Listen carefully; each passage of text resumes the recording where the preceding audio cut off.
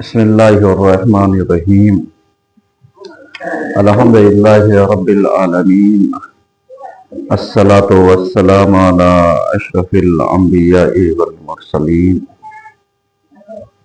أما بعد فقد قال الله تبارك وتعالى في القرآن الحكيم وهو أصدق الصادقين وقوله الحق. بسم الله الرحمن الرحيم.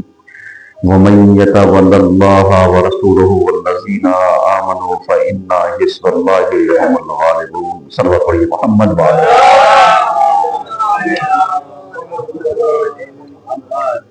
عزیزان گرامی، آج کے پہلے خطبے میں سلسلہ مباحث کو آگے بڑھاتے ہوئے ہماری گفتگو اس عنوان پر جاری ہے: ولایت اور سیاسی شعور۔ حضور والا، ہم نے بارہا آپ کی خدمت میں عرض کیا اور اس چیز کی طرف توجہ دلانے کی کوشش کی کہ اگر انسان کے اندر ولایت مداری، ولایت سیاسی سوجھ بوجھ پائی جاتی ہے تو پھر اسے پیغمبر کے زمانے کے حالات کا مطالعہ کرنے اور آج کے زمانے میں مصداق تلاشنے میں کوئی حرج نہیں ہوگا۔ لیکن وہ انسان جو کتابوں کی طرف نہ گیا ہو اور وہ کسی کتاب کے بارے میں جانکاری دے تو ظاہر سی بات ہے اس کی جانکاری ادھوری ہوگی اور اس کا بتایا ہوا علم ناقص ہوگا۔ ہمارے یہاں زیادہ تر افراد، میں بار بار کہتا ہوں، اس چیز کی طرف متوجہ دلانا چاہتا ہوں کہ بعض اوقات مفاہیم میں، مصداق میں، استعمالات میں، مفہوم اور مطلوب میں الگ الگ کیٹیگری پائی جاتی ہے اور ہم انہی الگ الگ کیٹیگری کو نہ سمجھ کر کے ان چیزوں کی طرف چلے جاتے ہیں جو مفاہیم ہمارے ذہنوں میں پائے جاتے ہیں۔ علیہ السلام، یہی وجہ ہے کہ اسلام نے علیہ السلام بار بار جن چیزوں کی طرف توجہ دلانے کی کوشش کی ہے وہ یہی ہے کہ آپ ولایت کے جو معنی ہیں، مصداق ہے، حقیقی اور غیر حقیقی معنی ہیں، حتمی اور غیر حتمی معنی ہیں، ایک عموم اور خصوص میں سے معنی ہے، یعنی علیہ السلام اگر بہت ساری چیزوں کی طرف آپ متوجہ ہوں تو یہی ولایت، یعنی جن چیزوں کی طرف ہم لوگ متوجہ نہیں ہیں یا ہماری توجہات نہیں پائی جاتی ہے، ان چیزوں کی طرف اگر آپ متوجہ رہیے تو ذہنوں میں آئے گا کہ بعض اوقات یعنی جو ہم نے سنا تھا، جو ہم نے پڑھا تھا، وہ اور جو ہم نے اہل بیت کے در سے حاصل کیا، اس میں بہت ساری چیزیں کیا ہو جائیں گے؟ فرق ہو جائیں گے۔ اور جب فرق ہو جائیں گے تو نتیجہ یہی ہوگا کہ جب معنی اپنے مفہوم سے جدا اور الگ ہو جائے گا تو مصداق آٹومیٹک الگ ہو جائے گا۔ چونکہ ایک تصویر ہوتی ہے، اس تصویر کو اگر ہم ایک مصداق کی صورت میں کسی کو بتانا چاہیں، کسی کو سمجھانا چاہیں، مثلا جیسے ہم کسی پڑھے لکھے آدمی کے بارے میں یہ کہیں کہ صاحب اگر آج کے دور میں کوئی پڑھی لکھی تصویر ہو سکتی تھی تو وہ اس شخص کی ہو سکتی تھی جیسے معلوم دیا ذات علی ابن ابی طالب کے، صحیح ہے، صلی اللہ محمد وسلم۔ یہ اس کے علاوہ اگر بہت یعنی مشہور چہروں کو لا کر کے رکھا جائے تو آپ کہیں گے امام صادق علیہ السلام کی صلی اللہ علیہ وسلم۔ یہ جو علم کا چہرہ، یہ جو ہم نے نام لے لیا، وہ ہو گیا مصداق، وہ ہو گیا مصداق، یعنی ہماری کہی ہوئی بات کو اگر کسی چیز سے تطبیق دی جا سکتی ہے تو جو ہم نے نام لیا ہے اس سے ذرا سا ملا کر کے دیکھیے، تب سمجھ میں آئے گا کہ مصداق اصل میں کیا ہے۔ ہمارے یہاں دقتیں کیا ہوتی ہیں؟ دقتیں یہ ہوتی ہیں کہ ہر منبر پر آنے جانے والا فرد، ہر منبر پر آنے جانے والے افراد اپنے اعتبار سے بہت ساری چیزوں کو کیا کر دیتے ہیں؟ پیش کر دیتے ہیں، اور جب اپنے حساب سے اپنے معنی اور مفاہیم جو ان کے ذہنوں میں پایا جاتا ہے اس کو پیش کر دیتے ہیں، تو جو مفہوم اہل بیت دینا چاہتے تھے اس میں کیا ہو جاتا ہے؟ کنفیوژن پیدا ہو جاتا ہے۔ نتیجہ یہ ہوتا ہے کہ ایک غیر عالم انسان کنفیوژن کا شکار ہو جاتا ہے، اور جو پڑھا لکھا ہے وہ خود اپنے علم کے اوپر ڈاؤٹ ہو جاتا ہے، پتہ نہیں میں نے صحیح پڑھا یا صحیح نہیں پڑھا۔ جیسے میں ایک مثال دیتا ہوں، یہ چیزیں زیادہ تر اگر دیکھا جائے تو خواتین کے پاس جو علم ہوتا ہے وہ چاہے جتنا پڑھ لیں، پڑھنے کے بعد جو ان کی صفتیں ہیں کہ وہ کنفیوز بہت جلدی ہو جاتی ہیں۔ مثلا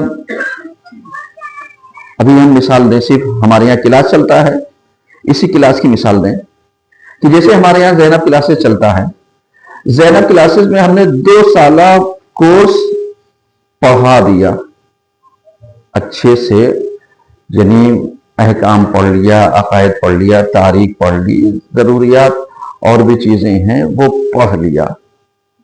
پڑھنے کے بعد استاد نے پڑھایا، کتابیں آپ کے پاس موجود ہیں، سب کچھ آپ کے پاس موجود ہیں، لیکن ابھی انہیں کے سامنے کوئی مشہور ذاکرہ عالمہ آ جائے اور آنے کے بعد وہ انہیں کے سامنے کوئی ایسی چیز پڑھے جو انہوں نے کتابوں میں پڑھا تھا اور اس سے الگ ہٹ کر کے یہ پڑھ لیں، تو انہیں اپنے پڑھے پر یقین نہیں ہوگا، فوراً کنفیوز، اس کا مطلب ہمیں غلط تو نہیں بتایا گیا، یعنی اس کا مطلب کیا تھا؟ اس کا مطلب یہ تھا کہ چونکہ ہماری فطرت میں یعنی دوسروں کی کاپی کرنا زیادہ امپورٹنٹ دیا گیا ہے، پڑھی ہوئی چیزوں کو، کتابی چیزوں کو، استاد کی بتائی ہوئی چیزوں کے اوپر یقین اور اعتقاد، اطمینان کم پایا جاتا ہے۔ بس اسی طریقے کی آج ہماری عوام ہے کہ معلوم دیا کہ اسے اپنے مقامی عالم پر بھروسہ نہ کے برابر ہوتا ہے کہ صاحب کیا بتایا، وہ ہم نے پوچھا تھا اور اس کے بعد ہم نے فلاں عالم سے پوچھا تھا، انہوں نے یہ بتایا، انہوں نے یہ بتایا، تو اب یہ نہیں کہیں گے کہ صاحب جو آپ نے بتایا تھا آپ کے پاس دلیل کیا ہے، وہ فوراً کہیں گے کہ ہمارے یہاں کے جو عالم تھے انہوں نے غلط بتایا بغیر کسی تحقیق کے۔ اب آپ ذرا سا بتائیے، کیا سماج ایسے حالات میں ترقی کر سکتا ہے؟ میں نے دونوں مثالیں دی، ہم خواتین کی، ہم اپنے یہاں کے عالم کے، یعنی ہمیں یقین کیوں نہیں ہو پاتا؟ کیونکہ جیسے پیغمبر کے زمانے میں جو افراد پیغمبر کے ساتھ، پیغمبر کے ہم نشین، پیغمبر کے ہم معاصر، پیغمبر کے زمانے میں تھے، کیا انہوں نے پیغمبر کو ویسے ہی مانا جیسے تھے؟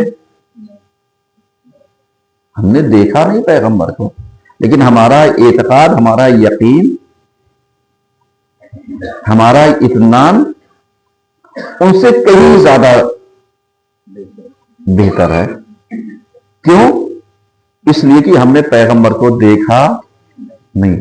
اگر دیکھا ہوتا، ہمارے درمیان ہوتے، ہمارے ساتھ ہوتے، تو کہیں نہ کہیں حسد کا شکار ہو جاتے، کہیں نہ کہیں بغض کا شکار ہو جاتے، کہیں نہ کہیں برابری کا شکار ہو جاتے، کہیں نہ کہیں انانیت کا شکار ہو جاتے، کہیں نہ کہیں برتری کا شکار ہو جاتے، کہیں نہ کہیں معلوم لیا ایک دوسرے کو اونچا نیچا دکھانے کا ایگو کا شکار ہو جاتے، کہیں نہ کہیں کسی نہ عبادت کا گھمنڈ آ جاتا ہے، علم کا گھمنڈ آ جاتا، پیسے کا گھمنڈ آ جاتا، سوسائٹی سماج میں ویلیو کا گھمنڈ آ جاتا، اس کے بعد ہم کہتے صاحب ان سے زیادہ پراپرٹی میری ہے، یہ سادہ سی زندگی بسر کرنے والا انسان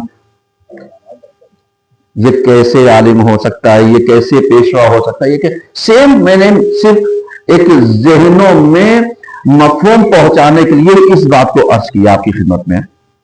آج ہم نے پیغمبر کو نہیں دیکھا، آل پیغمبر کو نہیں دیکھا، لیکن ہمارا ایمان، ہمارا یقین، ہمارا اعتقاد، ہمارا عقیدہ ہم سے کوئی چھین سکتا ہے؟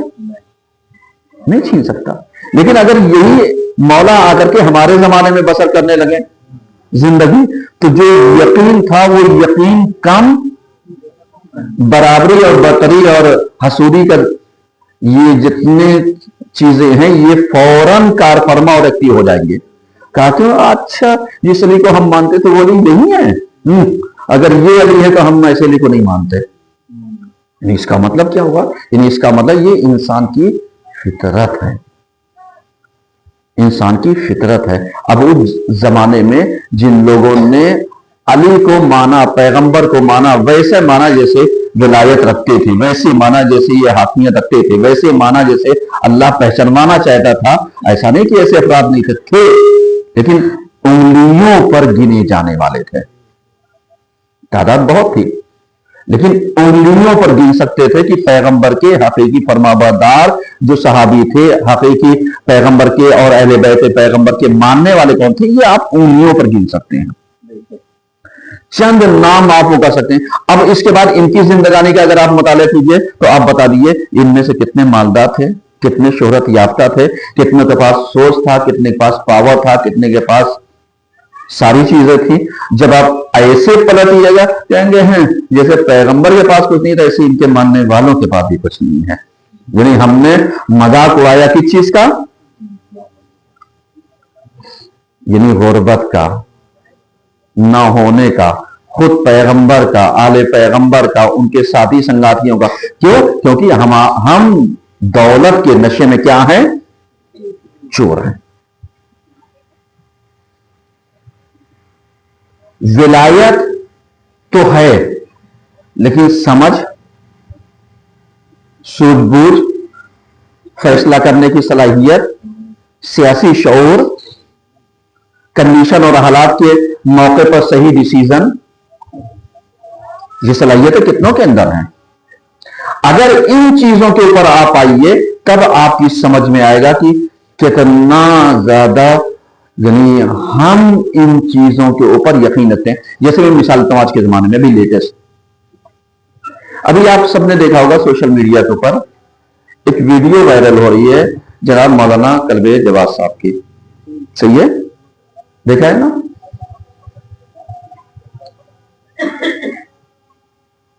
ان کو ایران کی گورنمنٹ نے بلایا، مطلب ورلڈ سے بلایا، کئی افراد کو ہر ملکوں سے، مطلب ہندوستان سے ہمارے یہ بھی تھے، ہو سکتا ہے ایک آدھے لوگ اور بھی ہوں، نہیں معلوم چونکہ اس پر دھیان نہیں دیا، لیکن یہ ہے کہ کلبے جواز صاحب وہاں پر تھے اور انہیں امام خمینی ایوارڈ سے نوازا گیا۔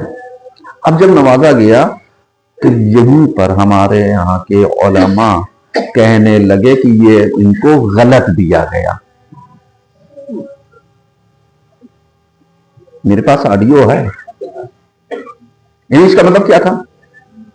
اس کا مطلب یہ تھا کہ جو اعلیٰ پیمانے پر ہیں، میں صرف مثال دے رہا ہوں، نام اس لیے لیا کیونکہ مصداق کیسے بتاؤں گا اور سامنے کی چیز ہے، یہ جو طے کرتے ہیں کہ کس کو بلانا ہے، کس کو نہیں بلانا ہے، کس کے اندر صلاحیتیں ہیں، کس کے اندر صلاحیتیں نہیں ہیں، کون کیا ہے کیا نہیں ہے، یہ اگر ہم اور آپ طے کرتے تو آپ اعتراض کرتے کہ صاحب ان کے تعلقات اچھے رہے ہوں گے تو انہوں نے ان کو بلا لیا۔ لیکن جب کہیں کہ اگر گورنمنٹ دوسری جگہ کی بلاتی ہے، اعزاز دیتی ہے یا دلاتی ہے، تو اس میں صرف ایک قلب جواد نہیں ہے، ہندوستان کا چہرہ ہے. وہاں پر نمائندگی جو وہ کر رہے ہیں وہ اپنی پرسنل نہیں کر رہے ہیں، ہندوستان کے چہرے کی نمائندگی کر رہے ہیں. یعنی اب اگر انہیں عزت دی گئی تو جتنے ہندوستانی ہیں سب کو عزت دی گئی. بھائی سب کو تو نہیں نوازا جا سکتا، سب کو تو نہیں سلیکٹ کیا جا سکتا، سب کو تو نہیں ہے. لیکن چونکہ وہی بات جو ہم نے کہا، حسد، جلن، برابری کا درجہ، یہ الی آخر، اب سمجھ میں آئے سیاسی شعور کیوں ہونا چاہیے.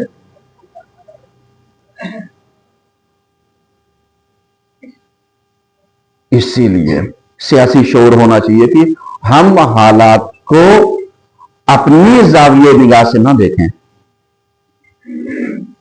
چونکہ ہو سکتا ہے کہ کبھی کبھی انسان کا زاویہ نگاہ غلط ہو سکتا ہے انسان کا جو اندازہ ہو وہ غلط ہو، انسان کا جو نظریہ ہو وہ غلط ہو، انسان کے جانچنے اور پرکھنے کا جو سسٹم تھا ہو سکتا ہے وہ ناقص ہو. صحیح ہے.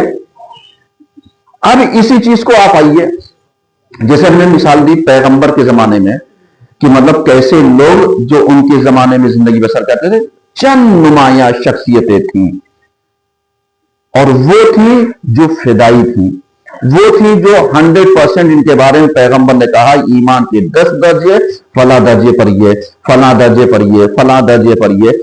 اب ہم یہ نہ تکنے لگے کہ صاحب فلاں ہی سلمان ہی کیوں 10ویں درجے پہنچے، ہمیں بھی پہنچنا چاہیے. اگر یہ آ جائے تو بہت اچھی بات ہے، کوشش کیجئے، آگے بڑھیے. لیکن ہم نہ کوشش کریں اور نہ آگے بڑھیں، اس کے بعد کہیں سلمان 10ویں درجے پر کیسے مجھے ہونا چاہیے، تو اس کا مطلب یہ ہوا یہ کہیں نہ کہیں یہ آپ کی بالا فکری ہی ہے جو بغیر کچھ کیے اعلیٰ صفات کی مالک بننا چاہتی ہے. کہ حقیقت کیا ہے؟ حقیقت یہ ہے کہ انسان اپنے عمل سے، اپنی کوششوں سے آگے بڑھتا چلا جاتا. جیسے بچے، ہمارے بچے پڑھتے ہیں، اگر نمبر کم آ جائے تو ہم یہ تھوڑی کہیں گے کہ بیٹا تم نے محنت نہیں کی، ہم نے کوئی بات نہیں بیٹا اور محنت کرو، ابھی تم ٹاپ 10 میں آئے ہو، کوشش کرو ٹاپ 1 پہ پہنچ جاؤ، ٹاپ 2 میں پہنچ جاؤ، ٹاپ 3 میں آ جاؤ.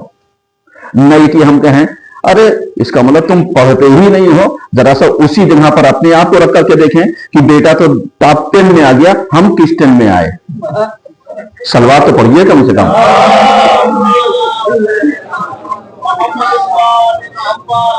سمجھ میں آ رہی؟ یعنی آپ مثال میں دے رہا ہوں تاکہ ولایت اور سیاسی شعور جو ہے اس کو آپ کی خدمت میں عرض کر سکوں اور سمجھا سکوں.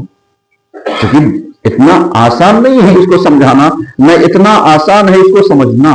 لیکن میری گفتگو مسلسل اسی اس پہ ہے تاکہ ہم مفاہیم کو، ہم مصداق کو آپ کی خدمت میں عرض کر سکیں. جیسے امام خمینی رحمت اللہ علیہ کی کیا صفات تھی اگر آپ دیکھیے تو انہوں نے یعنی وہ نظام کہ جو ولایت فقیہ، جہاں پر ولایتیں عام تو تھی، عمومی ولایت پائی جاتی تھی، یعنی ہمارے ائمہ کی احادیث پائی جاتی ہے کہ من سائن لنفس حافظ للدین مطیع للمولا مخالف للہوا فللہوا میں یقلد الاخر، اور بھی احادیث ہیں یعنی جس کے اندر یہ صفتیں پائی جاتی ہیں. عوام کو چاہیے کہ کیا کرے؟ اس کی اطاعت کرے، اس کی پیروی کرے. احادیثیں تھیں اس وقت سے لے کر کے آج یہ 1978 تک.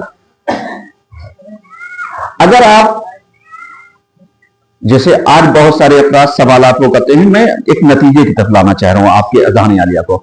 جیسے بہت سارے لوگ سوال کرتے ہیں کہ صاحب امام خمینی ہی نے بنا دیا ولایت فقیہ. ولایت فقیہ کو سمجھیے، یعنی فقیہوں میں جس کو ولایت حاصل ہو،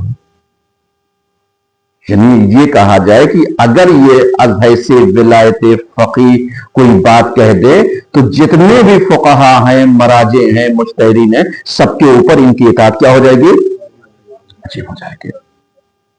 اس نظام کو امام خمینی نے کیا کیا؟ لا کر کے دنیا والوں کے سامنے رکھا. کیا یہ تھا؟ نہیں تھا، لیکن موقع، محل، شیعوں کے حالات، علماء کے حالات ایسے نہیں تھے کہ جہاں پر یہ موقع آیا ہو اس سے پہلے کہ صاحب یہ ایک نظام ہونا چاہیے، یہ ایک ایسے ولایت فقیہ کا سسٹم چلنا چاہیے، یہ ایک ایسی ولی فقیہ ہونا چاہیے کہ جس کے پاس سارے اسباب ہوں. حکومت اسلامی ایران جو ہے وہ آج چہرہ ہے وہ کس چیز کا؟ شیعت کا. یعنی پوری دنیا میں شیعت کو لوگ جانتے تو تھے، لیکن از ایسے کوئی ملک، از ایسے کوئی چہرہ، از ایسے کوئی کردار نہ جانتے تھے نہ پہچانتے تھے. اب نہ جانتے تھے نہ پہچانتے تھے. اب انقلاب لانے کے بعد اگر یہ نظام امام خمینی نے وہ دیا تو کیا اس سے پہلے یہ نہیں تھا؟ تو اب سوال یہ نہیں ہے، سوال یہ ہے کہ موقع نہیں تھا، محل نہیں تھا، موقع نہیں ملا. جیسے ہمارے ائمہ کو ان کے زمانے میں قید رکھا گیا، نظر بند رکھا گیا، انہیں معلوم دیا، سختیوں میں رکھا گیا، جاسوسیں ان کے اوپر مرتب رہے، ان کے اوپر معین رہے، حکومتیں ان کے اوپر نگاہیں رکھتی تھیں. یعنی انہیں کھلی فضا میں سانس لینے کا موقع نہیں ملا. اب اس کو آپ کو یہ ہمارے امام نے جمعہ کیوں نہیں پڑھایا، ہمارے امام نے ایسا کیوں نہیں کیا، ہمارے امام نے. اللہ کے بندے، جب کوئی چیز اختیار میں ہو تب بہت ساری چیزیں کیا ہوتی ہیں؟ نافذ ہوتی ہیں. اور جب اختیار نہیں، آج ہم معلوم لیا آزاد ہیں، آج ہم اپنے دین کی ترویج، اپنے عقیدے کی ترویج، اپنے عمل کی ترویج سب کر رہے ہیں، تو اب ہم انہی پچھلے دیشوں کو لا کر کے کیا کر رہے ہیں؟ سوالیہ نشان. جیسے پچھلے ہفتے آپ کو یاد ہوگا میں نے ایک بات کہی تھی، یاد ہے؟ جس میں کہا تھا کہ کسی نے یہی کہہ دیا تھا کہ صاحب یہ اصول دین تو یہ ہے، لیکن فروع دین کا سیکوینس کہاں ہے؟ اب آپ ذرا سا پوچھئے، آپ جمعہ 8 دن اگر یہی سیکوینس نہ پڑھا ہوتا، ادارہ نہ ہوتا، تو آپ کو پتہ بھی نہ چلتا کہ فروع دین کتنے ہیں. اور اس کے بعد وہی پڑھنے کے بعد آپ اسی ادارے کو لا کر کے زیر سوالیہ نشان وہ کریں، تو اس کا مطلب کیا ہوا؟ یعنی اس کا مطلب یہ ہے کہ ہم کوئی کام کر نہیں سکتے ہیں، لیکن جو کام ہو رہا ہے اس کو بگاڑ. یہ اہم ہے. ولایت فقیہ کے نظام کو لوگ لا تو نہیں پائے، لیکن آج لا کر کے کیا کرنا چاہتے ہیں؟ بگاڑنا چاہتے ہیں کہ صاحب یہ خامنئی صاحب کیسے ہو گئے، فلاں صاحب کیسے ہو گئے، یہ صاحب کیسے ہو گئے. حضور والا ہر ولایت فقیہ اسے بننے کا وہ جس کے ہاتھ میں پورا نظام ہو، اختیارات ہوں. آج آپ یعنی کمپیریزن کر لیجئے، کس کے ہاتھ میں پورا نظام ہے، کس کے ہاتھ میں اختیارات ہے، کس کے ہاتھ میں ساری چیزیں ہیں. اب جس کے ہاتھ میں ہے، آج آپ کے سامنے اوپن کتاب ہے، جائیے آیت اللہ سیستانی صاحب، ان کو ذرا سو لے لیا، آیات اعظام آیت حکیم صاحب کو لے لیا، معلوم لیا بشیر نجفی صاحب کو لے لیے، وحید خراسانی صاحب یا یہ دیگر مراجع ہیں، اور ادھر آ جائیے صافی گلپائگانی اور بہت سارے. اب اس میں ذرا سے کمپیئر کیجئے کس کے ہاتھ میں اختیار زیادہ ہے. اب جس کے ہاتھ میں اختیار زیادہ ہے ولی اسے بننے کا حق ہے یا کسی دوسرے کو حق ہے. اب اگر یہ نظام امام خمینی نے دیا تو اب کہتے ہیں یہ نظام تو تھا ہی نہیں، یہ نیا لے آئے. نیا لے آئے اس کا مطلب نہ تو نے ولایت کو سمجھا، نہ سیاسی شعور آتا ہے، نہ سمجھ آتی ہے، کیونکہ موقع کی بنیاد پر جس چیز کی ضرورت ہو اس کو پورا کر دینا یہ ہوتا ہے تقاضا. سلوات پڑھیے، سمجھ رہے ہیں.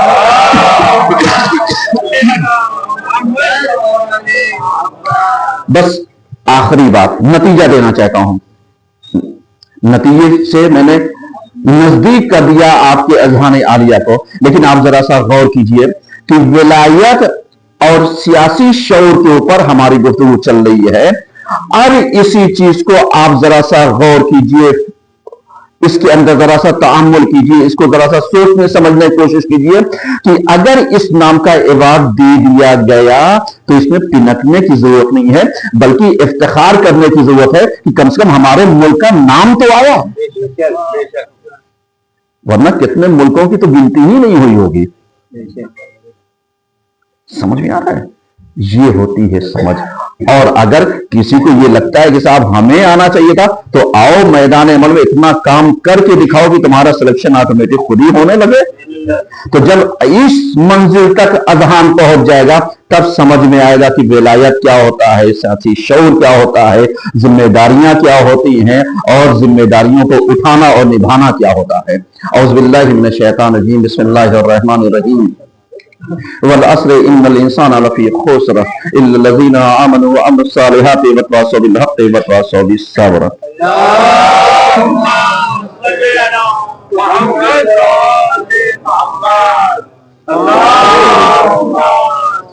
ابھی بات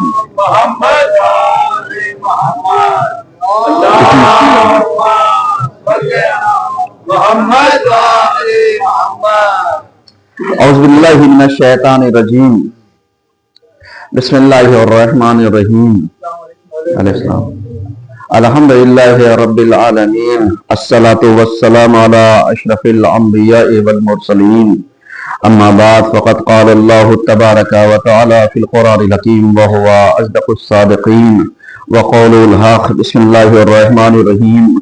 لقد جاءکم رسول من انفسکم عزیز علیہ ما عنتم حریص علیکم بالمؤمنین رؤوف الرحیم. صلوات پڑھیے محمد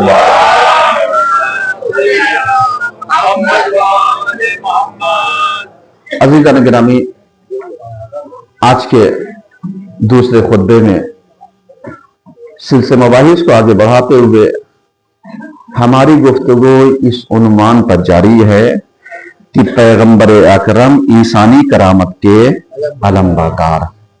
حضور والا آج کے دوسرے خطبے میں چونکہ آج 19 دسمبر ہے, اگلا جمعہ میں کانپور میں نہیں ہوں, تو یہ 2025 کا آخری جمعہ ہے. تو بہرحال کچھ باتیں اس حوالے سے آپ کی خدمت میں عرض کرتے چلیں کہ پیغمبر اکرم انسانی کرامت کے کیا ہیں؟ علمبردار ہیں. پیغمبر کو پہچانیے, آل پیغمبر کو پہچانیے, پھر دیکھیے انسانیت کیا ہوتی ہے, کرامت کیا ہوتی ہے, بزرگی کیا ہوتی ہے, اور علمبرداری کیا ہوتی ہے.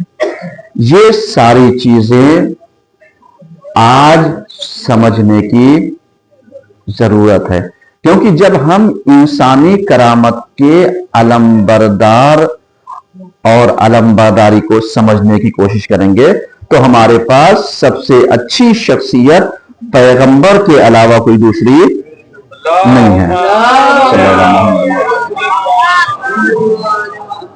تو جب پیغمبر کے علاوہ ہمارے پاس کوئی دوسری شخصیت نہیں ہے تو انسانی کرامت کے علمبردار انہی کو بنا لینا چاہیے, انہی کو مان لینا چاہیے. یہ ہیں, بنانے کی بھی ضرورت نہیں ہے. اللہ کی طرف سے یہ کیا ہیں؟ بنے بنائے ہیں, اور اللہ کی طرف سے یہ انسانی کرامت کے علمبردار ہیں. ہم کون ہوتے ہیں بنانے والے؟ ہمارا تو کام ہے اطاعت کرنا, اتباع کرنا, پیروی کرنا, ان کا کہنا ماننا, جو کچھ یہ کہتے ہیں اس پر عمل کرنا, کیونکہ ہم اپنے سے تو کوئی کام کرتے نہیں ہیں. جتنا قرآن کہتا ہے اتنا ہی کہتے ہیں. قرآن نے باقاعدہ طور پر کہا کہ جو کچھ تمہیں پیغمبر دے ما آتاکم الرسول فخذوہ, یعنی جو پیغمبر تمہیں دیں اسے تم لے لو. وما نہاکم, اور جس سے پیغمبر تمہیں منع کریں اس سے تم کیا ہو جاؤ؟ باز ہو جاؤ. تو اب انسانی کرامت کے علمبرداری کا تقاضا یہ ہے کہ قرآن کہہ رہا ہے کہ جو کچھ تمہیں دیں لے لو, جس سے تمہیں روکے وہ رک جاؤ. یعنی اس کا مطلب یعنی ہمیں کوئی اپنی طرف سے ڈیسیزن لینے کا, فیصلہ کرنے کا قرآن نے کوئی حق نہیں دیا ہے. اب جب نہیں دیا ہے تو اب جب پیغمبر انسانی کرامت کے علمبردار ہیں, آج پوری دنیا کو چاہیے کہ پیغمبر کو ویسے نہ تقسیم کر دیں فرقہ وارانہ طور کے اوپر, کیونکہ پیغمبر خالی مسلمانوں کے لیے نہیں آئے تھے, याद है मैंने किसी खुतबे में कहा था, पैगंबर किसी मुसलमानों के नहीं आते, ये जहानी थे, अरे ये यूनिवर्सल थे। और जब ये एक जहानी है, यूनिवर्सल है, तो मालूम दिया फिर इनकी शख्सियत किसी खास फिरके से मखसूस नहीं, ये पूरी दुनिया के लिए एक आइडियल है। तो जब पूरी दुनिया के लिए आइडियल है तो आओ हम तलाशें हर किताबों में कैसे पैगंबर का तस्करा पाए, जाओ इसके पीछे तहकीक करो। ऐसा नहीं कि तस्करा नहीं है, बहुत सारी किताबों में पाया जाता है। और जब आप किताबों के पीछे जाएंगे तो बहुत सारी चीजें पैगंबर के सिफात के ऊपर क्या होती हैं, हमें बहुत सारी चीजें मिल जाती हैं। और जब मिल जाती हैं तो आओ सारी किताबों के सिफात को जो पैगंबर की शख्सियत को बयान करती है, उन नुमाया किरदार को ला करके एक उस पे प्लेटफॉर्म पर आ जाए कि जिस पैगंबर का तस्करा तुम्हारी किताब में किसी और नाम से हो सकता है, हमारे यहां कुछ और नाम है, तुम्हारे यहां कुछ और नाम है, लेकिन सिफात एक ही तो है। सिफातें बहुत सारी हैं, जब उसे इंसानी पैकर में बशरी में तलाशोगे तो वो एक ही तो है। इंसानी करामत के अलम्बादार तो एक ही हैं। अब जब एक है तो आओ इन्हीं को आइडियल मान लेते हैं, आओ इन्हीं को हम क्या कर लेते हैं, इंसानी करामत के अलम्बादार मान लेते हैं। जब इनको मान लोगे तो क्या दुनिया में फितना रहेगा, फसाद रहेगा? नहीं रहेगा, क्योंकि ये शख्सियतें जहानी हैं, यूनिवर्सल हैं, ना कोई मिटा सकता है और ना ये मिट सकती हैं। इंसान तो मिट सकता है, लेकिन इनको मिटाने वाले अभी कोई पैदा ही नहीं हुआ है, क्योंकि ये तमाम की तमाम चीजें फना हो जाएंगे, लेकिन कोई चीज बाकी रहेगी तो सिर्फ और सिर्फ ये। सूरह रहमान पढ़िए, जिसमें ये कहा गया कि ला यब्का इल्ला वजहु रब्बिका ज़ुल जलाले वल इकराम कुल्लु शैइन फ़ान। तमाम की तमाम चीजें फना होने वाली हैं, लेकिन बाकी कौन रहेगा? वो कि जो अल्लाह के चेहरे हैं। चेहरे से मुराद जाकर के देखो, नहनो वजहुल्लाह। अहले बैत के अलावा किसने कहा? पैगंबर के अलावा किसने कहा? तो जब कहा तो कुरान ने कहा ये नहीं मिट सकते, तो इन्होंने बता दिया तुम कंफ्यूजन हो ना, हम हैं, यानी जो मिट नहीं सकता वो चेहरे हम हैं। तो जब ये मिट नहीं सकते हैं तो दुनिया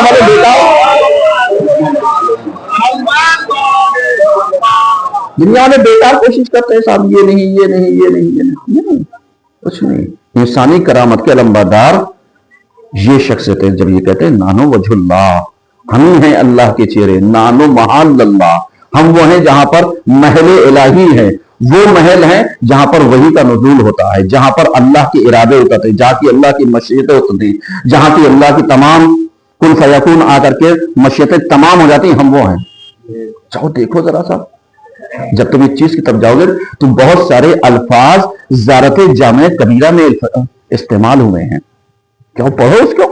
हमारे यहां तो कोई पता नहीं इतने लोगों में से कितनों ने ज़ारत जामे कबीरा पढ़ा है,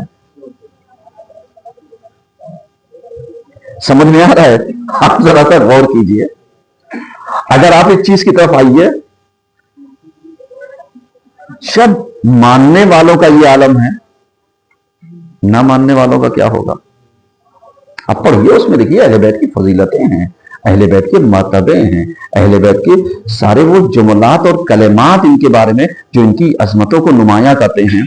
हम सोचते हैं खाली मिंबर पर बैठकर मौलवी बयान करता है, नहीं, मौलवी जबानी ना सुनो, अहले बैत की जबानी सुनो।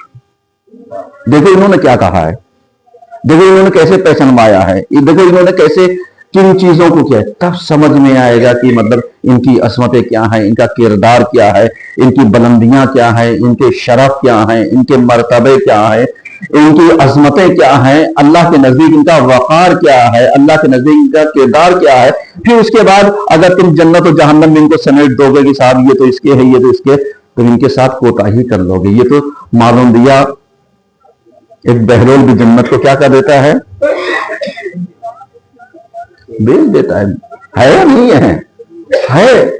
तो जब एक अदना सा गुलाम इनका मानने वाला जन्नत को बेच सकता है, तो फिर ये क्या होंगे? और हम यही सोचते हैं अरे जन्नती में چونکہ ہماری تنگ نظری ہے کہ ہم نے صرف جنت کو وہی سوچا کہ بس ہمیں جنت سے مطلب ہے. جنت کے آگے بھی بہت ساری چیزیں، جیسے بچوں کو ایگزام کے لیے بک سے کچھ چیپٹر دے دیا تھا، یہ امپورٹنٹ، یہ امپورٹنٹ، یہ امپورٹنٹ، بچہ سمجھتا ہے بس اتنا ہی پڑھنا ہے، اس کے آگے نہ اس کے پیچھے، نہ اس سے پہلے نہ اس کے بعد کچھ نہیں پڑھنا ہے، جبکہ کتاب پوری امپورٹنٹ ہوتی ہے. صحیح ہے، پوری ہوتی ہے، لیکن چونکہ اس کو بتا دیا گیا ہے صاحب ایگزام میں یہی آئے گا، تو اب وہ اس کے آگے اور اس کے پیچھے وہ پڑھ نہیں سکتا ہے. اب جب نہیں سکتا ہے تو سوچتا ہے بس اتنے میں ہی تو نمبر مل رہا ہے، بس چونکہ معین کر دیا گیا کہ تمہارا اینڈ جو ہونا چاہیے وہ جنت ہے، بس ہم اسی چکر میں لگ گئے. کاش اذان کے ان جملات کو اور کلمات کو ہم نے اذان کے بعد کے جو دعا میں استعمال ہوئے ہیں ان کو سمجھ لیا ہوتا تو ہماری عظمتیں کچھ اور ہوتی، ہمارا کردار کچھ اور ہوتا، ہماری منزلت کچھ اور ہوتی. جو لوگ کہتے ہیں صاحب ہمیں اللہ نے دیا کیا ہے، جو نماز پڑھتے ہیں، اذان کہتے ہیں، اذان کے بعد کی دعا پڑھتے ہیں، اس میں سب سے پہلے جو دعائیں ہیں وہ اپنے لیے تو ہیں، ہمارے لیے تو ہیں. کس کے لیے ہیں؟ اللہم اجعل قلبی بارا، اور یہ طرح سا الہ، وہاں سے لے کر کے 5 نعمتیں ہم نے مانگی ہیں. اس میں جو لوگ پڑھتے ہیں پڑھتے رہیے گا. 5 نعمتیں مانگنے کے بعد آگے لاسٹ میں پروردگارہ اندہ قبر نبی کا،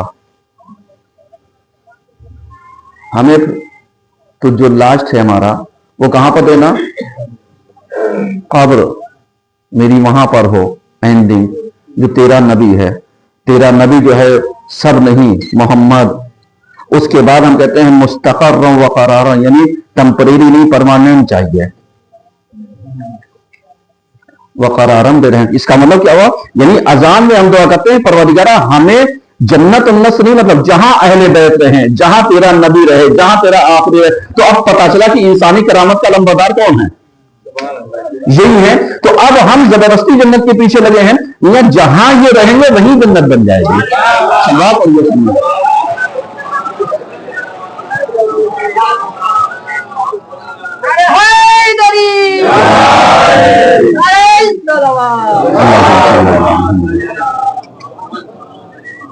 یعنی ذرا سا غور کیجیے آپ، یعنی ہمارا مقصد کہاں پر ہے؟ ان کا ساتھ ہے، اہل بیت کا ساتھ ہے. اور ہم کو الجھایا کہاں گیا؟ صاحب جنت جائیے، عبادت کی جنت جائیے. تبھی تو مولا نے کہا کہ جو جنت کی لالچ میں عبادت کرتا ہے وہ تاجروں کی عبادت کرتا ہے، تجار ہے. اب ذرا سا دیکھیے ہم لوگ کون سی عبادت کرتے ہیں؟ پروردگارہ جنت دے دے، عبادت اس لیے کرے جنت دے دے، اس کا مطلب تاجروں والی عبادت ہوگی نہیں ہوگی؟ مولا کائنات بعد میں کہتے پروردگارہ عبادت میں جنت جہنم کے خوف سے نہیں، بلکہ میں نے تجھے اہل پایا اس لیے کر رہا ہوں، تو اہل ہے اس لیے.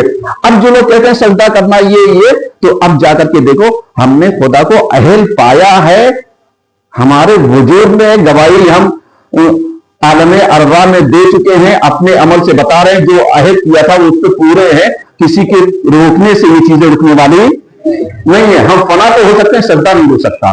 سلام پر یہ سمجھ رہے ہیں،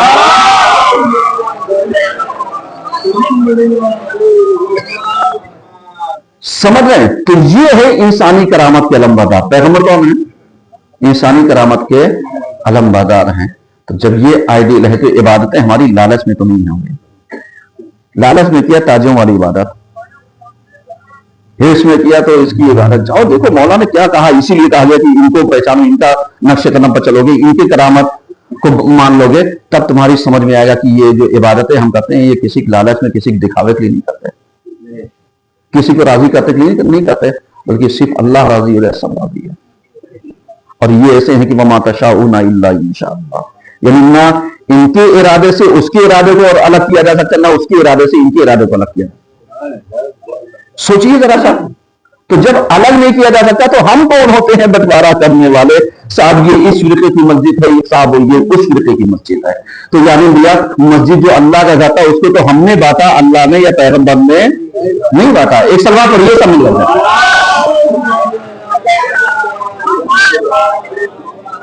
بس ایک اعلان وہ کر لیجیے मैंने खुतबा खत्म कर दिया दूसरा, और आखिरी यानी जो मेरा अपना खुतबा है इस साल का वो आखिरी, चूंकि मैं रहूंगा नहीं तो मैं अगले हफ्ते आउट ऑफ स्टेशन हूं कानपुर से बाहर। तो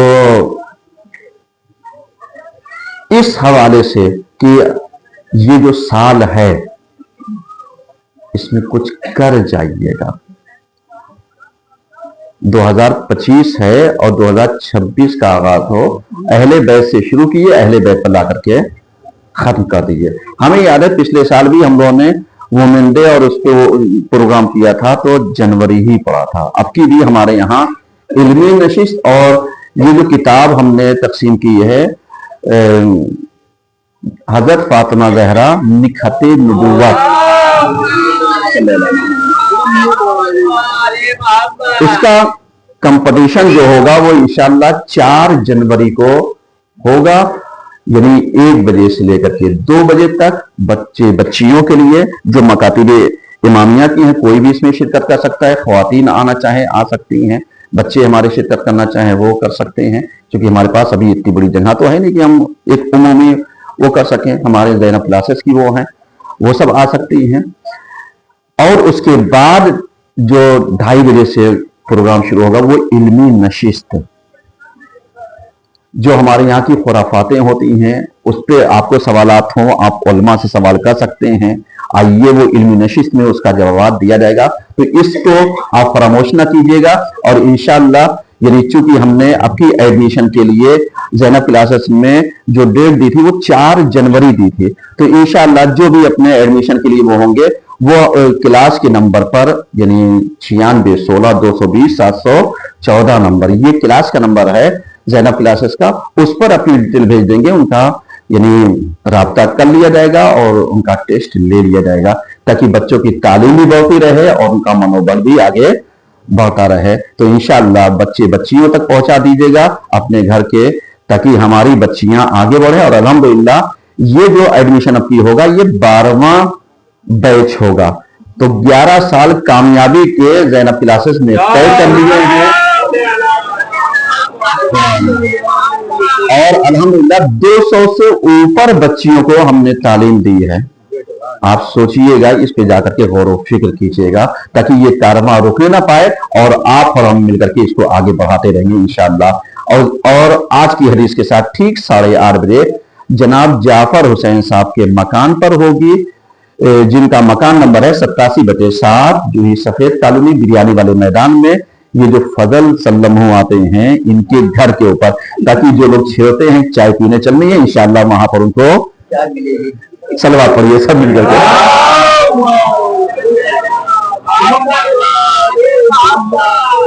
इन्नल्लाह व